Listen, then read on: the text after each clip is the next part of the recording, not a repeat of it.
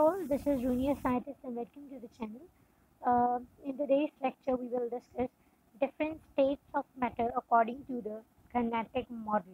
So, simplest way, kinetic model was a model that gave different aspects to look upon to the atom. So, basically, in that time, the people were studying at the theory like atom is the smallest particle, which we are also studying nowadays. Atom is the smallest particle and they give rise to the different substances to like give rise to further elements and compounds. But in this way, kinetic model threw up light on something which is called as like there is a model which depicts like atoms is the smallest particles and these are going to engage to give rise to the bigger compounds. Now, how close or how distant these atoms are arranged that give rise to the three states of matter. Basically, they give rise to gas, liquids, and solids. So that is how the kinetic model help us to understand how atoms behave on basis of the different properties. The next point is that the first point is that all matter, basically matter is anything that occupies some mass, that occupies some space and have volume. So all the matter is made up of very small particles, like different substances contain different types of particles such as atoms or molecules. So simply different substances contain different types of particles. In case of like okay, so when it comes to the atoms, there is a thing when it comes to the chlorine gas, basically that is Cl2. So in case of the formation of chlorine gas, two atoms are arranged closely with the bond. So simply Cl makes bond with Cl. So that is how an atom is helping us to give rise to a molecule. The next case is the particles are moving all the time. It means they can't stop their motion, but the extent with which they are moving ahead varies a lot. In case of solids, they move, but their motion is negligible. We can't see them moving ahead, or like they can vibrate only, but they can't move to one place to another place. But when it comes to the liquids move in a better way in comparison to the solid particles. While when it comes to the gaseous particles, we can't stop their motion. They move randomly, they move fastly, so they move ahead whenever they want to go. So simply we could say that in a gas, the faster the particles are moving, the higher the temperature would be. So in this case, we could simply derive a direct relation. It's like temperature is directly proportional to the rate of collision. The more fastly they will collide, the more kinetic energy they would receive, and simply the more pressure they would develop upon them. So that is how they are going to behave on. The third point is like it's about freedom of movement and the arrangement of the particles which differ in all the states of matter. Basically, the freedom of movement is uh, negligible in the solid particles, but they are higher, they are extremely greater when it comes to the gaseous particles. Next is the pressure of a gas is produced by the atoms or molecules of the gas when they hit along with the wall of the container. So in a simplest way, you could say that let us say this is a container and these are some molecules. This is molecule 1, although it's so bigger. This is molecule 2 and this is molecule 3. You can relate them like whenever this molecule collide with the wall, he will head back with a huge force. Just like when you hit the ball onto the wall, the more energy with which you are going to throw up the ball onto the wall, with the same energy, even with comparatively more amount of energy, it is going to revert back towards you. And obviously, when it just somehow accidentally collides with you, also it will get another amount of energy.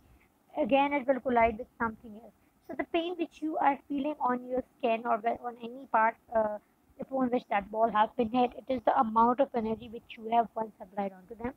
Now, if we apply the same phenomenon onto this, if the atoms collide along with the wall of the container, and if the atoms collide with each other, upon their collision, the transmission of energy would occur, and the energy with which they are going to collide with each other will simply enhance the temperature within the container. So, whenever they enhance the temperature within the container, you could say that they are getting more and more kinetic energy.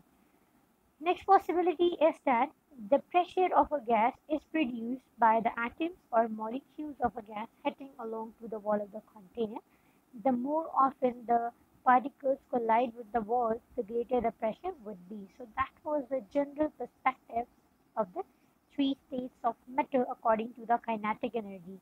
The next perspective is the gaseous particles are arranged totally irregularly. It simply means they are just arranged the way people move ahead when they hear news of like something is off today.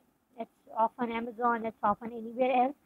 Simply, atoms of gaseous particles move randomly, irregularly. There is no predictable movement of them. There is no specific arrangement of them. So they move randomly in order to fulfill the minor gaps, which is obviously simply from the region of higher to lower concentration following the diffusion. So that was it. So they just move irregularly. So they, when it comes to the particles of liquid, they are packed closely together, but in comparison to the gases. So just play with the fact like you have to mention the stuff like they are regularly arranged, but much more than that of the gaseous particles, but lesser in comparison to the solid particles. But when it comes to the solid particles, they are close together and they have a regular arrangement. So when it comes to the movement, they move very fastly. Uh, they move apart. There's huge distance among them. They just stay at a distant position from each other. In a more better way, you could say that they have weak intermolecular forces or intramolecular forces among them. The next point is like they have an irregular arrangement, although, but when it comes to their closeness, they are comparatively more closer to each other in comparison to the gaseous particles. Their bonds are much stronger in comparison to the gaseous particles, but again, the bonds of liquids are weaker than that of the solid particles. But when it comes to the solids, their bond is highly arranged. We can, it's like, yeah, their bond is highly arranged. They arrange themselves in a lattice. So simply, lattice is what when there is something who is properly arranged or in a well-ordered manner. Next point is they are able to move randomly. So gaseous particles move randomly. Liquid particles also move randomly, but there is an interesting fact related to like liquid particles. Let us say there is one layer of liquid in which atoms are just arranged with each other, and there is another layer below, like this way. So whenever we are going to apply pressure to them, like this way, they are going to slide over each other, and they are going to resist each other layer. That makes water to move in a wavy form. So one layer is moving ahead, one is following below. So that is how you could say that like, their waves are passing over each other. Next point is when it comes to the solid, they are at the fixed position, although they vibrate. So, but the way they vibrate is like their movement, but it is obviously negligible. So that was another overview of that. There's another factor which is called as, okay, so just start from this solid particles. When the temperature is increased, the particles gain energy and they vibrate more strongly. The particles occupy more space. This makes solid to expand well. So simply whenever the temperature is increased, the particles gain energy in the form of heat, and when they receive more energy in form of heat, they will vibrate fastly, and they will break the intermolecular forces between them, and simply like that way they are going to vibrate faster. It makes the solid to expand well. Eventually the particles have more energy to vibrate, and the forces that are holding the lattice of proper arrangement of atoms together, simply it will try to break them. Now they can move around when the solid melts. So obviously you could say that whenever a solid is melting off, it is now breaking the forces which is present among them, and when all those bonds broke down, all the liquid is going to convert into the all the solids are going to convert into the liquid phases. So that was the first point when solid is converted into liquid. So we have learned one basic or the general factor whenever solid is converted into liquid, they are going to break the bond between them. So simply when all the bonds who were holding the like smaller particles together, it is going to get broken down. So whenever all the bonds broke down, entire solid is got to convert into the liquid particles, or in the liquid, this is what we could call them as melting point. Okay, now next is the point. Like on heating, the particles move faster because they are receiving heat further. Previously, the solid were utilizing heat to break the forces who were holding them together. Now, as soon as it got converted into liquid, now further they will apply energy to break the bond.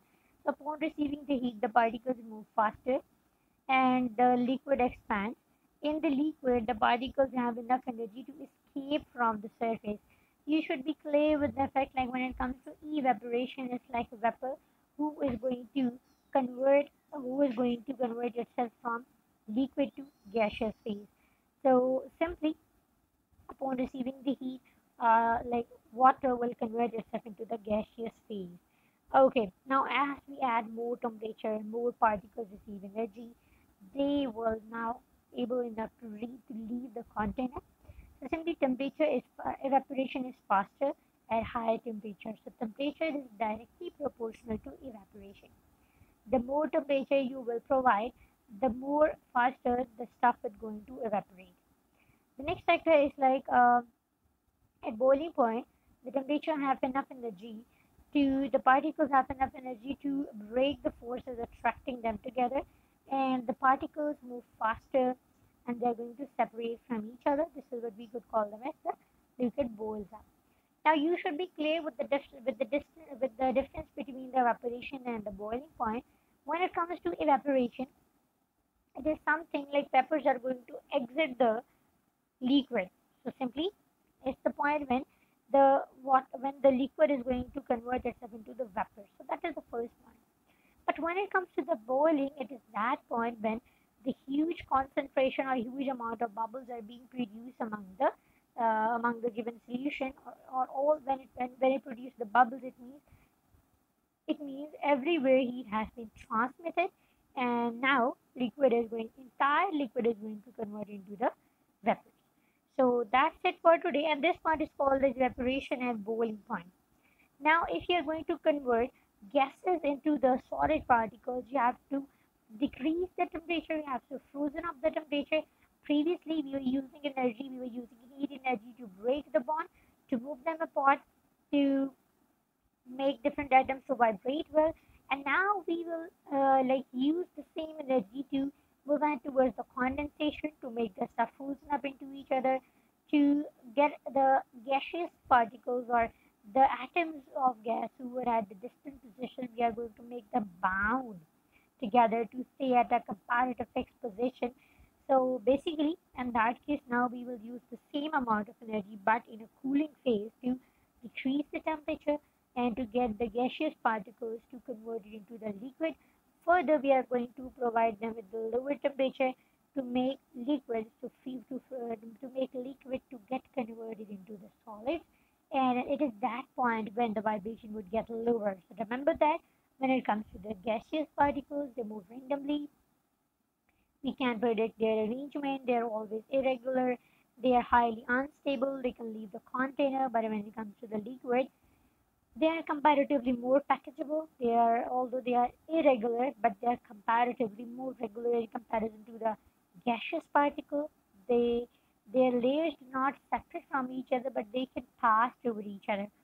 But when it comes to the solids, they stay highly close together. They are in a regular arrangement. They arrange themselves in a proper way, just like lattice is produced on. They are not able to move freely. It means they are bound in a fixed position. They're going to vibrate a lot, but they can't escape the given situation. So that's it for today. I guess I would have helped you in some different perspective. If the video have helped you, uh, please hit the like button, subscribe to the channel, and see you in the next video. Thank you.